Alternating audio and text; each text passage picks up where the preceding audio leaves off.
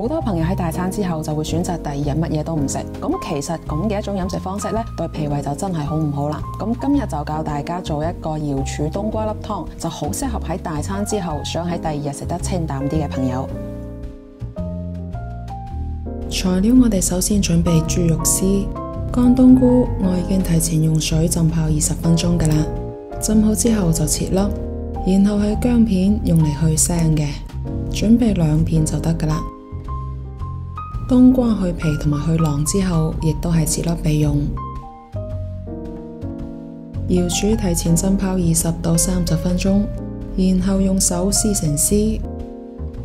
浸泡嘅水就唔好倒走喎，等陣有用。材料準備好之後，我哋先用牛油果油、生抽、玉米澱粉先醃一醃呢一個肉絲15分鐘。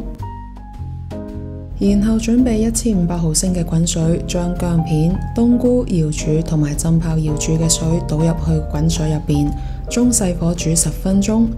10分鐘之後，將醃好嘅肉絲加翻入去鑊入邊，冬瓜粒亦都一齊放埋入去，用筷子攪拌一下，中火煮15分鐘就完成啦。如果最後味道覺得淡嘅話，就可以適量加啲鹽。一道超級鮮甜、低脂又飽腹嘅冬瓜湯就做好啦。大餐之後不妨試試，你肯定會中意。